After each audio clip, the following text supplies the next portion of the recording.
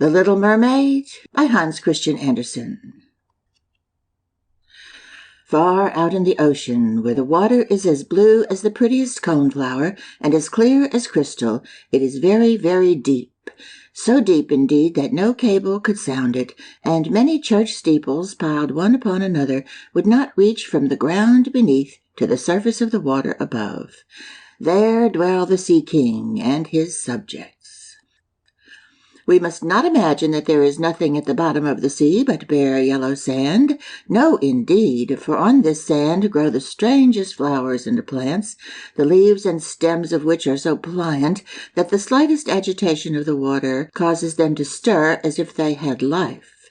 Fishes, both large and small, glide between the branches as birds fly among the trees here upon land. In the deepest spot of all stands the castle of the Sea King. Its walls are built of coral, and the long Gothic windows are of the clearest amber. The roof is formed of shells that open and close as the water flows over them. Their appearance is very beautiful, for in each lies a glittering pearl which would be fitted for the diadem of a queen. The Sea King had been a widower for many years, and his aged mother kept house for him. She was a very sensible woman, but exceedingly proud of her high birth, and on that account wore 12 oysters on her tail, while others of high rank were only allowed to wear 6. She was, however, deserving of very great praise, especially for her care of the little sea princesses, her 6 granddaughters. They were beautiful children, but the youngest was the prettiest of them all. Her skin was as clear and delicate as a rose leaf, and her eyes as blue as the deepest sea. But like all the others, she had no feet, and her body ended in a fish's tail. All day long they played in the great halls of the castle, or among the living flowers that grew out of the walls. The large amber windows were open, and the fish swam in, just as the swallows fly into our houses when we opened the windows, only the fishes swam up to the princesses, ate out of their hands, and allowed themselves to be stroked. Outside the castle there was a beautiful garden, in which grew bright red and dark blue flowers, and blossoms like flames of fire. The fruit glittered like gold, and the leaves and stems waved to and fro continually. The earth itself was the finest sand, but blue as the flame of burning sulphur. Over everything lay a peculiar blue radiance, as if the blue sky were everywhere, above and below, instead of the dark depths of the sea. In calm weather the sun could be seen, looking like a reddish-purple flower with light streaming from the calyx. Each of the young princesses had a little plot of ground in the garden, where she might dig and plant as she pleased. One arranged her flower bed in the form of a whale, another preferred to make hers like the figure of a little mermaid, while the youngest child made hers round like the sun, and in it grew flowers as red as the rays at sunset. She was a strange child, quiet and thoughtful. While her sisters showed delight at the wonderful things which they obtained from the wrecks of vessels, she cared only for her pretty flowers, red like the sun, and a beautiful marble statue. It was the representation of a handsome boy, carved out of pure white stone, which had fallen to the bottom of the sea from a wreck. She planted by the statue a rose-colored weeping willow. It grew rapidly and soon hung its fresh branches over the statue, almost down to the blue sands. The shadows had the color of violet and waved to and fro like the branches, so that it seemed as if the crown of the tree and the root were at play, trying to kiss each other. Nothing gave her so much pleasure as to hear about the world above the sea. She made her old grandmother tell her all she knew of the ships and of the towns, the people and the animals. To her it seemed most wonderful and beautiful to hear that the flowers of the land had fragrance, while those below the sea had none, that the trees of the forest were green, and that the fishes among the trees could sing so sweetly that it was a pleasure to listen to them. Her grandmother called the birds fishes, or the little mermaid would not have understood what was meant, for she had never seen birds. "When you have reached your 15th year," said the grandmother, "you will have permission to rise up out of the sea and sit on the rocks in the moonlight while the great ships go sailing by. Then you will see both forests and towns." In the following year, one of the sisters would be 15, but as each was a year younger than the other, the youngest would have to wait 5 years before her turn came to rise up from the bottom of the ocean to see the earth as we do. However, each promised to tell the others what she saw on her first visit and what she thought was most beautiful. Their grandmother could not tell them enough. There were so many things about which they wanted to know. None of them longed so much for her turn to come as the youngest, she who had the longest time to wait and who was so quiet and thoughtful. Many nights she stood by the open window, looking up through the dark blue water and watching the fish as they splashed about with their fins and tails. She could see the moon and stars shining faintly, but through the water they looked larger than they do to our eyes. When something like a black cloud passed between her and them, she knew that it was either a whale swimming over her head or a ship full of human beings who never imagined that a pretty little mermaid was standing beneath them, holding out her white hands towards the keel of their ship. At length the eldest was 15 and was allowed to rise to the surface of the ocean. When she returned, she had hundreds of things to talk about, but the finest thing, she said, was to lie on a sandbank in the quiet moonlit sea near the shore, gazing at the lights of the nearby town that twinkled like hundreds of stars, and listening to the sounds of music, the noise of carriages, the voices of human beings, and the merry pealing of the bells in the church steeples. Because she could not go near all these wonderful things, she longed for them all the more. Oh, how eagerly did the youngest sister listen to all these descriptions. And afterwards, when she stood at the open window, looking up through the dark blue water, she thought of the great city, with all its bustle and noise, and even fancied she could hear the sound of church bells down in the depths of the sea. In another year, the second sister received permission to rise to the surface of the water and to swim about where she pleased. She rose just as the sun was setting, and this, she said, was the most beautiful sight of all. The whole sky looked like gold, and violet and rose-colored clouds, which she could not describe, drifted across it. And more swiftly than the clouds flew a large flock of wild swans toward the setting sun, like a long white veil across the sea.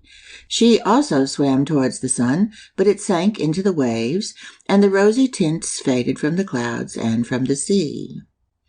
The third sister's turn followed, and she was the boldest of them all, for she swam up a broad river that emptied into the sea.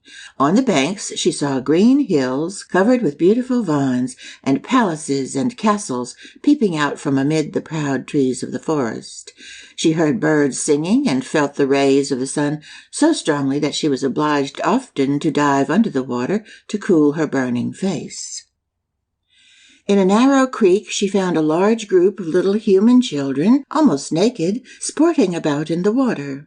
She wanted to play with them, but they fled in a great fright, and then a little black animal, it was a dog, but she did not know it, for she had never seen one before, came to the water and barked at her so furiously that she became frightened and rushed back to the open sea. But she said that she should never forget the beautiful forest, the green hills, and the pretty children who could swim in the water, although they had no tails. The fourth sister was more timid. She remained in the midst of the sea, but said it was quite as beautiful there as nearer the land. She could see many miles around her, and the sky above looked like a bell of glass. She had seen the ships, but at such a great distance that they looked like seagulls. The dolphins sported in the waves, and the great whales spouted water from their nostrils, till it seemed as if 100 fountains were playing in every direction. The fifth sister's birthday occurred in the winter, so when her turn came she saw what the others had not seen the first time they went up. The sea looked quite green, and large icebergs were floating about, each like a pearl, she said, but larger and loftier than the churches built by men. They were of the most singular shapes and glittered like diamonds. She had seated herself on one of the largest and let the wind play with her long hair. She noticed that all the ships sailed past very rapidly, steering as far away as they could, as if they were afraid of the iceberg. Towards evening, as the sun went down, dark clouds covered the sky, the thunder rolled, and the flashes of lightning glowed red on the icebergs as they were tossed about by the heaving sea. On all the ships the sails were reefed with fear and trembling, while she sat on the floating iceberg, calmly watching the lightning as it darted its forked flashes into the sea. Each of the sisters, when first she had permission to rise to the surface, was delighted with the new and beautiful sights. Now that they were grown-up girls and could go where they pleased, they had become quite indifferent about it. They soon wished themselves back again, and after a month had passed, they said it was much more beautiful down below and pleasanter to be at home. Yet often in the evening hours the 5 sisters would twine their arms about each other and rise to the surface together. Their voices were more charming than that of any human being, and before the approach of a storm, when they feared that a ship might be lost, they swam before the vessel, singing enchanting songs of the delights to be found in the depths of the sea, and begging the voyagers not to fear if they sank to the bottom. But the sailors could not understand the song, and thought it was the sighing of the storm. These things were never beautiful to them, for if the ship sank, the men were drowned, and their dead bodies alone reached the palace of the Sea King. When the sisters rose, arm in arm through the water, their youngest sister would stand quite alone, looking after them, ready to cry. Only, since mermaids have no tears, she suffered more acutely. "Oh, were I but 15 years old," said she, "I know that I shall love the world up there, and all the people who live in it." At last she reached her 15th year. "Well, now you are grown up," said the old dowager, her grandmother. "Come, let me adorn you like your sisters." And she placed in her hair a wreath of white lilies, of which every flower leaf was half a pearl. Then the old lady ordered 8 great oysters to attach themselves to the tail of the princess to show her high rank. "But they hurt me so," said the little mermaid. "Yes, I know. Pride must suffer pain," replied the old lady. Oh, how gladly she would have shaken off all this grandeur and laid aside the heavy wreath. The red flowers in her own garden would have suited her much better. But she could not change herself, so she said farewell and rose as lightly as a bubble to the surface of the water. The sun had just set when she raised her head above the waves. The clouds were tinted with crimson and gold, and through the glimmering twilight beamed the evening star in all its beauty. The sea was calm and the air mild and fresh. A large ship with 3 masts lay becalmed on the water. Only one sail was set, for not a breeze stirred, and the sailors sat idle on the deck or amidst the rigging. There was music and song on board, and as darkness came on, 100 colored lanterns were lighted, as if the flags of all nations waved in the air. The little mermaid swam close to the cabin windows, and now and then, as the waves lifted her up, she could look in through the glass window panes and see a number of gaily dressed people. Among them, and the most beautiful of all, was a young prince with large black eyes.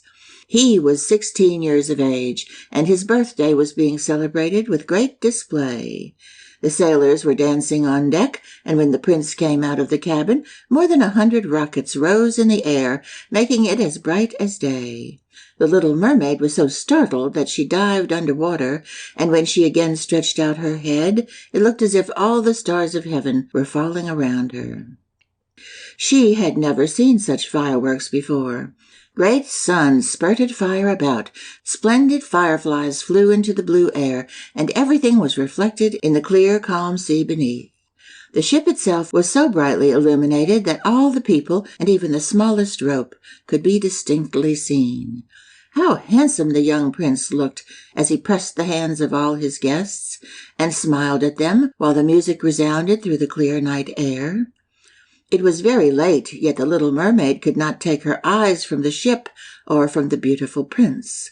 The colored lanterns had been extinguished, no more rockets rose in the air, and the cannon had ceased firing, but the sea became restless, and a moaning, rumbling sound could be heard beneath the waves. Still the little mermaid remained by the cabin window, rocking up and down on the water so that she could look within. After a while the sails were quickly set, and the ship went on her way. But soon the waves rose higher, heavy clouds darkened the sky, and lightning appeared in the distance. A dreadful storm was approaching. Once more the sails were furled, and the great ship pursued her flying course over the raging sea. The waves rose mountain high as if they would overtop the mast, but the ship dived like a swan beneath them, then rose again on their lofty foaming crests. To the little mermaid this was pleasant sport, but not so to the sailors. At length the ship groaned and creaked. The thick planks gave way under the lashing of the sea as the waves broke over the deck. The mainmast snapped asunder like a reed, and as the ship lay over on her side, the water rushed in. The little mermaid now perceived that the crew were in danger. Even she was obliged to be careful, to avoid the beams and planks of the wreck which lay scattered on the water. At one moment it was pitch dark so that she could not see a single object, but when a flash of lightning came, it revealed the whole scene.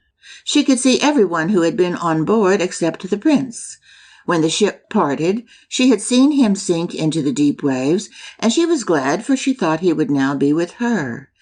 Then she remembered that human beings could not live in the water, so that when he got down to her father's palace, he would certainly be quite dead. No, he must not die. So she swam about among the beams and planks which strewed the surface of the sea, forgetting that they could crush her to pieces. Diving deep under the dark waters, rising and falling with the waves, she at length managed to reach the young prince, who was fast losing the power to swim in that stormy sea. His limbs were failing him, his beautiful eyes were closed, and he would have died had not the little mermaid come to his assistance. She held his head above the water and let the waves carry them where they would. In the morning the storm had ceased, but of the ship not a single fragment could be seen. The sun came up red and shining out of the water, and its beams brought back the hue of health to the prince's cheeks, but his eyes remained closed. The mermaid kissed his high, smooth forehead and stroked back his wet hair. He seemed to her like the marble statue in her little garden, so she kissed him again and wished that he might live. Presently they came in sight of land, and she saw lofty blue mountains, on which the white snow rested as if a flock of swans were lying upon them. Beautiful green forests were near the shore, and close by stood a large building, whether a church or a convent she could not tell. Orange and citron trees grew in the garden, and before the door stood lofty palms. The sea here formed a little bay, in which the water lay quiet and still, but very deep. She swam with the handsome prince to the beach, which was covered with fine white sand, and there she laid him in the warm sunshine, taking care to raise his head higher than his body. Then bells sounded in the large white building, and some young girls came into the garden. The little mermaid swam out farther from the shore and hid herself among some high rocks that rose out of the water. Covering her head and neck with the foam of the sea, she watched there to see what would become of the poor prince.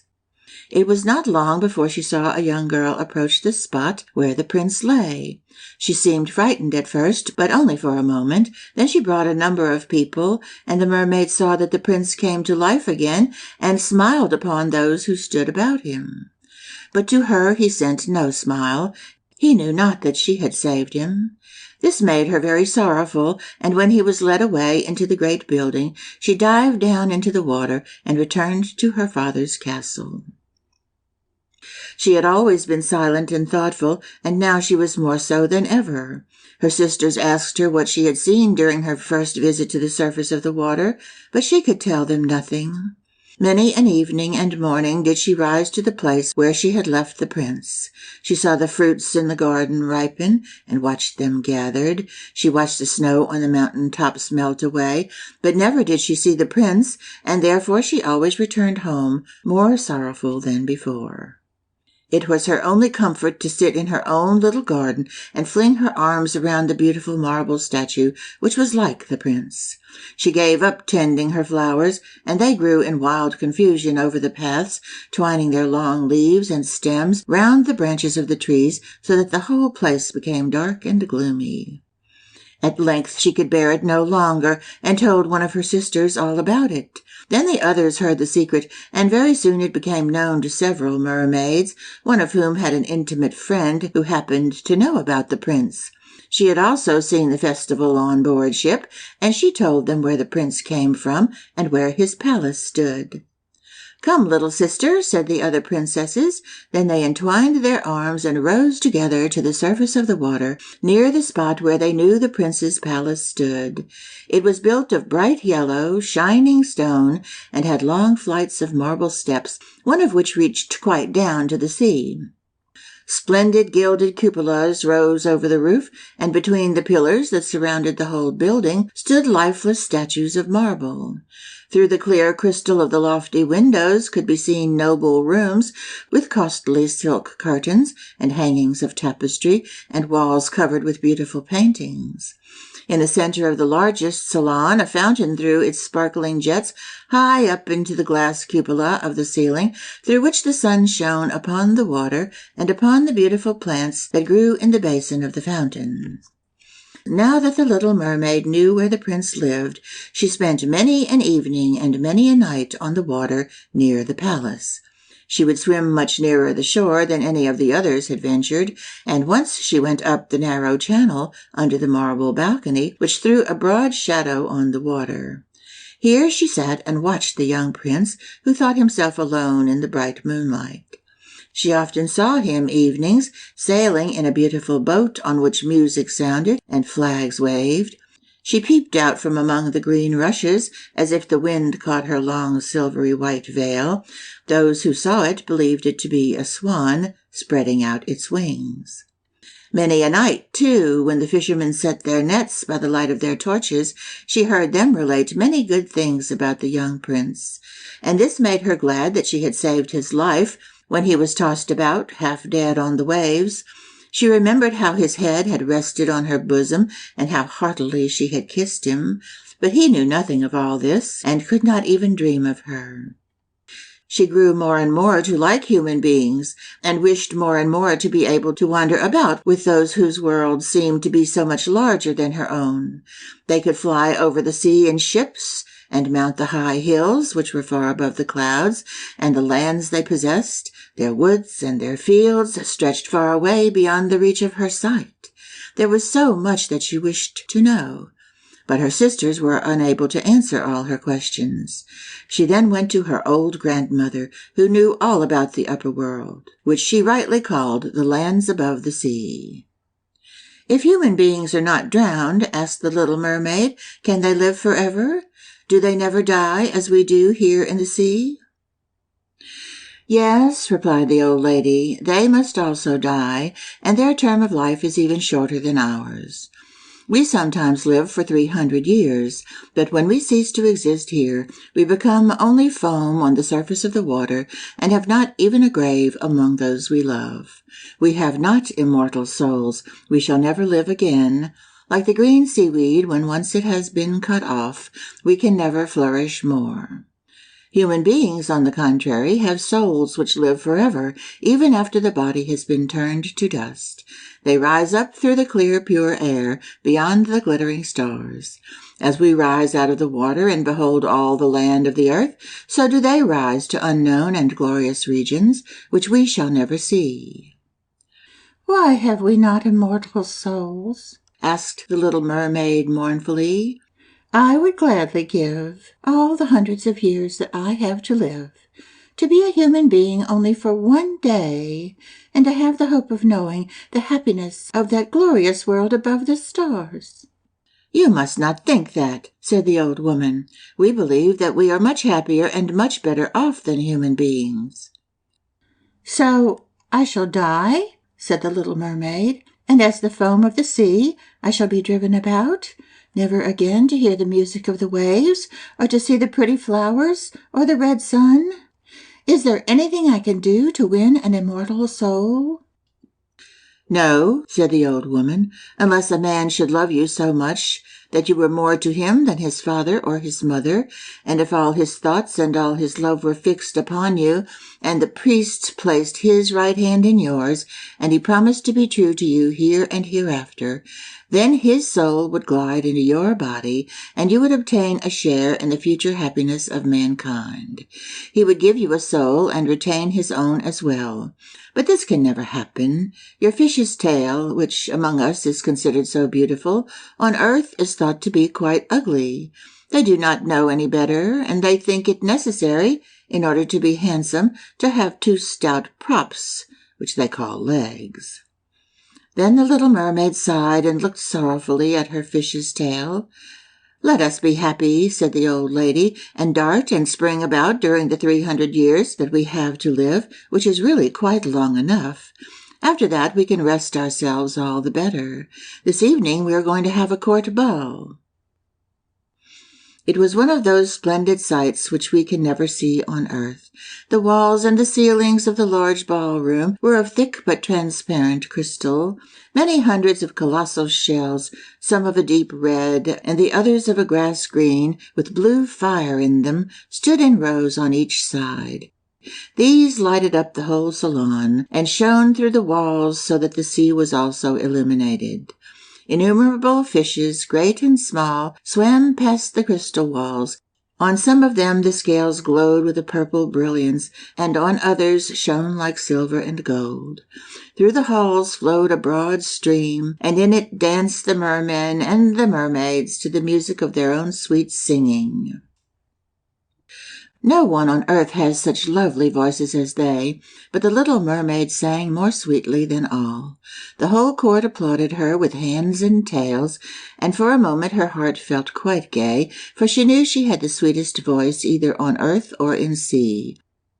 But soon she thought again of the world above her, and she could not forget the charming prince, nor her sorrow that she had not an immortal soul like his. She crept away silently out of her father's palace, and while everything within was gladness and song, she sat in her own little garden, sorrowful and alone. Then she heard the bugle sounding through the water, and thought, "He is certainly sailing above, he in whom my wishes center, and in whose hands I should like to place the happiness of my life. I will venture all for him, and to win an immortal soul.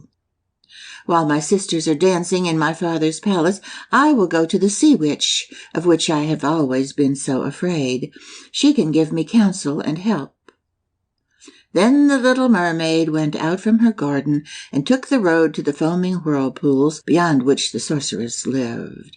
She had never been that way before. Neither flowers nor grass grew there. Nothing but bare, gray, sandy ground stretched out to the whirlpool, where the water, like foaming mill wheels, seized everything that came within its reach and cast it into the fathomless deep. Through the midst of these crushing whirlpools, the little mermaid was obliged to pass before she could reach the dominions of the sea witch. Then for a long distance the road lay across a stretch of warm, bubbling mire, called by the witch her turf moor. Beyond this was the witch's house, which stood in the center of a strange forest, where all the trees and flowers were polypi, half animals and half plants. They looked like serpents with 100 heads growing out of the ground. The branches were long, slimy arms, with fingers like flexible worms, moving limb after limb from the root to the top. All that could be reached in the sea they seized upon and held fast, so that it never escaped from their clutches. The little mermaid was so alarmed at what she saw that she stood still and her heart beat with fear. She came very near turning back, but she thought of the prince and of the human soul for which she longed, and her courage returned. She fastened her long flowing hair around her head so that the polypi should not lay hold of it. She crossed her hands on her bosom and then darted forward as a fish shoots through the water, between the supple arms and fingers of the ugly polypi, which were stretched out on each side of her. She saw that they all held in their grasp something they had seized with their numerous little arms, which were as strong as iron bands. Tightly grasped in their clinging arms were white skeletons of human beings who had perished at sea and had sunk down into the deep waters. Skeletons of land animals, and oars, rudders, and chests of ships. There was even a little mermaid whom they had caught and strangled, and this seemed the most shocking of all to the little princess. Now she came to a space of marshy ground in the wood, where large fat water snakes were rolling in the mire and showing their ugly drab-colored bodies. In the midst of this spot stood a house built of the bones of shipwrecked human beings. There sat the sea witch, allowing a toad to eat from her mouth, just as people sometimes feed a canary with pieces of sugar. She called the ugly water snakes her little chickens and allowed them to crawl all over her bosom. "I know what you want," said the sea witch. "It is very stupid of you, but you shall have your way, though it will bring you to sorrow, my pretty princess. You want to get rid of your fish's tail, and to have two supports instead, like human beings on earth, so that the young prince may fall in love with you, and so that you may have an immortal soul." And the witch laughed so loud and so disgustingly that the toad and the snakes fell to the ground and lay there wriggling. "You are but just in time," said the witch, "for after sunrise tomorrow I should not be able to help you till the end of another year. I will prepare a draught for you, with which you must swim to land tomorrow before sunrise. Seat yourself there and drink it. Your tail will then disappear and shrink up into what men call legs. You will feel great pain, as if a sword were passing through you, but all who see you will say that you are the prettiest little human being they ever saw. You will still have the same floating gracefulness of movements, and no dancer will ever tread so lightly. Every step you take, however, will be as if you were treading upon sharp knives, and as if the blood must flow. If you will bear all this, I will help you." "Yes, I will," said the little princess in a trembling voice, as she thought of the prince and the immortal soul. "But think again," said the witch, "for when once your shape has become like a human being, you can no more be a mermaid. You will never return through the water to your sisters or to your father's palace again. And if you do not win the love of the prince, so that he is willing to forget his father and mother for your sake, and to love you with his whole soul, and allow the priest to join your hands, that you may be man and wife, then you will never have an immortal soul. The first morning after he marries another, your heart will break, and you will become foam on the crest of the waves." "I will do it," said the little mermaid, and she became pale as death. "But I must be paid also," said the witch, "and it is not a trifle that I ask. You have the sweetest voice of any who dwell here in the depths of the sea, and you believe that you will be able to charm the prince with it. But this voice you must give to me. The best thing you possess will I have as the price of my costly draught, which must be mixed with my own blood so that it may be as sharp as a two-edged sword." "But if you take away my voice," said the little mermaid, "what is left for me?" "Your beautiful form, your graceful walk, and your expressive eyes. Surely with these you can enchain a man's heart. Well, have you lost your courage? Put out your little tongue, that I may cut it off as my payment. Then you shall have the powerful draught." "It shall be," said the little mermaid. Then the witch placed her cauldron on the fire to prepare the magic draught. "Cleanliness is a good thing," she said, scouring the vessel with snakes which she had tied together in a large knot. Then she pricked herself in the breast and let the black blood drop into the cauldron. The steam that rose twisted itself into such horrible shapes that no one could look at them without fear. Every moment the witch threw a new ingredient into the vessel, and when it began to boil, the sound was like the weeping of a crocodile. When at last the magic draught was ready, it looked like the clearest water. "There it is for you," said the witch. Then she cut off the mermaid's tongue so that she would never again speak or sing.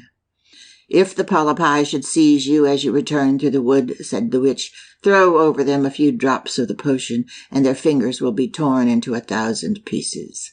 But the little mermaid had no occasion to do this, for the polypi sprang back in terror when they caught sight of the glittering draught, which shone in her hand like a twinkling star. So she passed quickly through the wood and the marsh, and between the rushing whirlpools. She saw that in her father's palace the torches in the ballroom were extinguished, and that all within were asleep. But she did not venture to go in to them, for now that she was dumb and going to leave them forever, she felt as if her heart would break. She stole into the garden, took a flower from the flower bed of each of her sisters, kissed her hand towards the palace 1,000 times, and then rose up through the dark blue waters. The sun had not risen when she came in sight of the prince's palace and approached the beautiful marble steps, but the moon shone clear and bright. Then the little mermaid drank the magic draught, and it seemed as if the two-edged sword went through her delicate body. She fell into a swoon and lay like one dead. When the sun rose and shone over the sea, she recovered and felt a sharp pain.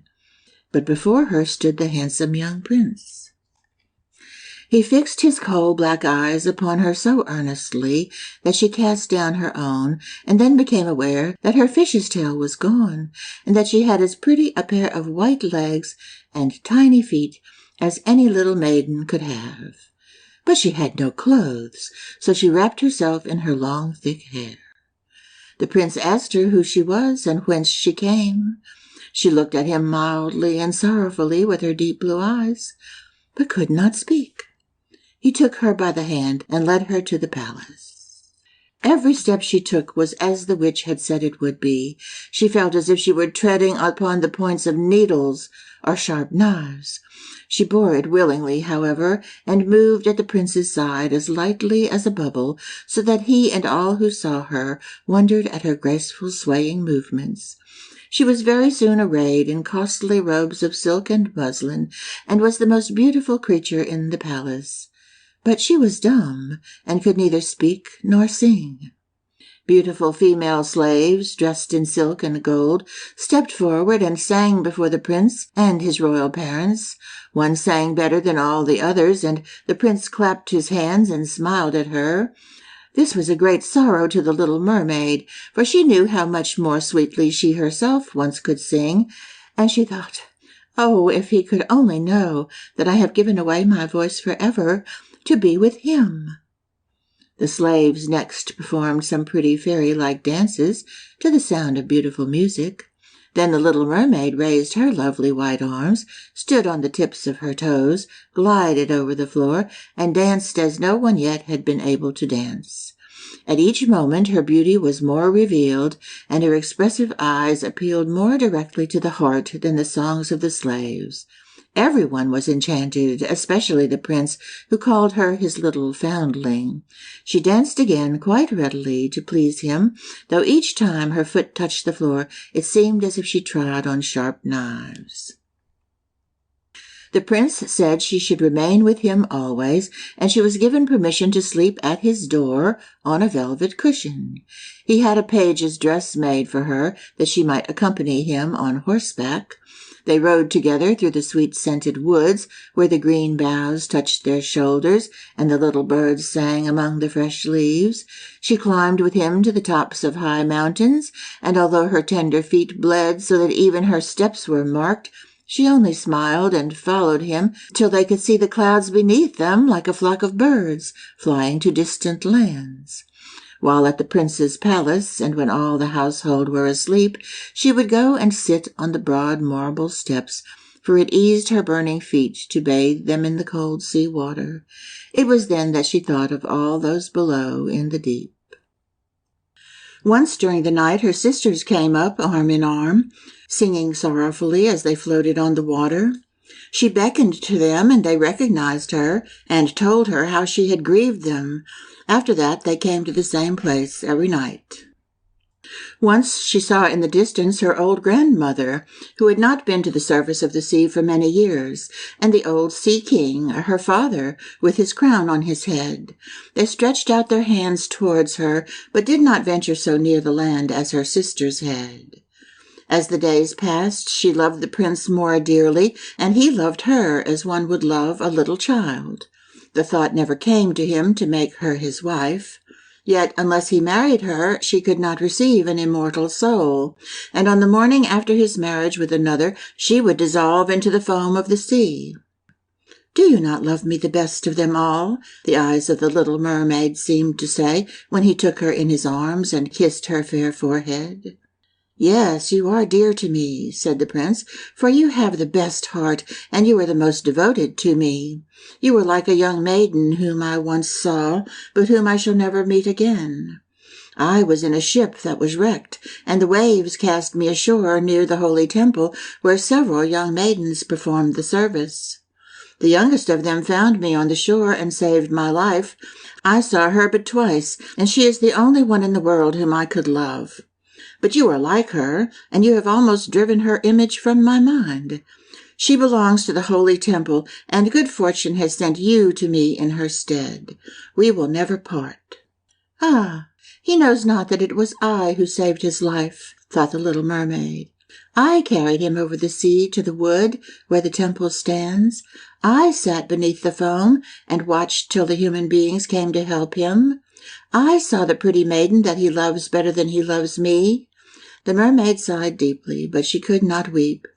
"He says the maiden belongs to the holy temple. Therefore she will never return to the world. They will meet no more. I am by his side and see him every day. I will take care of him and love him and give up my life for his sake." Very soon it was said that the prince was to marry, and that the beautiful daughter of the neighboring king would be his wife, for a fine ship was being fitted out. Although the prince gave out that he intended merely to pay a visit to the king, it was generally supposed that he went to court the princess. A great company were to go with him. The little mermaid smiled and shook her head. She knew the prince's thoughts better than any of the others. "I must travel," he had said to her. "I must see this beautiful princess. My parents desire it, but they will not oblige me to bring her home as my bride. I cannot love her, because she is not like the beautiful maiden in the temple whom you resemble. If I were forced to choose a bride, I would choose you, my dumb foundling, with those expressive eyes." Then he kissed her rosy mouth, played with her long waving hair, and laid his head on her heart, while she dreamed of human happiness and an immortal soul. "You are not afraid of the sea, my dumb child, are you?" he said, as they stood on the deck of the noble ship which was to carry them to the country of the neighboring king. Then he told her of storm and of calm, of strange fishes in the deep beneath them, and of what the divers had seen there. She smiled at his descriptions, for she knew better than anyone what wonders were at the bottom of the sea. In the moonlight night, when all on board were asleep except the man at the helm, she sat on the deck, gazing down through the clear water. She thought she could distinguish her father's castle, and upon it her aged grandmother, with the silver crown on her head, looking through the rushing tide at the keel of the vessel. Then her sisters came up on the waves and gazed at her mournfully, wringing their white hands. She beckoned to them and smiled and wanted to tell them how happy and well off she was. But the cabin boy approached, and when the sisters dived down, he thought what he saw was only the foam of the sea. The next morning the ship sailed into the harbor of the beautiful town belonging to the king whom the prince was going to visit. The church bells were ringing, and from the high towers sounded a flourish of trumpets. Soldiers with flying colors and glittering bayonets lined the roads through which they passed. Every day was a festival, balls and entertainments following one another. But the princess had not yet appeared. People said that she had been brought up and educated in a religious house where she was learning every royal virtue. At last she came. Then the little mermaid, who was anxious to see whether she was really beautiful, was obliged to admit that she had never seen a more perfect vision of beauty. Her skin was delicately fair, and beneath her long dark eyelashes her laughing blue eyes shone with truth and purity. "It was you," said the prince, "who saved my life when I lay as if dead on the beach," and he folded his blushing bride in his arms. "Oh, I am too happy," said he to the little mermaid. "My fondest hopes are now fulfilled. You will rejoice in my happiness, for your devotion to me is great and sincere." The little mermaid kissed his hand and felt as if her heart were already broken. His wedding morning would bring death to her, and she would change into the foam of the sea. All the church bells rang, and the heralds rode through the town proclaiming the betrothal. Perfumed oil was burned in costly silver lamps on every altar. The priests waved the censers, while the bride and the bridegroom joined their hands and received the blessing of the bishop. The little mermaid, dressed in silk and gold, held up the bride's train, but her ears heard nothing of the festive music, and her eyes saw not the holy ceremony. She thought of the night of death which was coming to her, and of all she had lost in the world. On the same evening the bride and bridegroom went on board the ship. Cannons were roaring, flags waving, and in the center of the ship a costly tent of purple and gold had been erected. It contained elegant sleeping couches for the bridal pair during the night. The ship, under a favorable wind, with swelling sails, glided away smoothly and lightly over the calm sea. When it grew dark, a number of colored lamps were lighted, and the sailors danced merrily on the deck.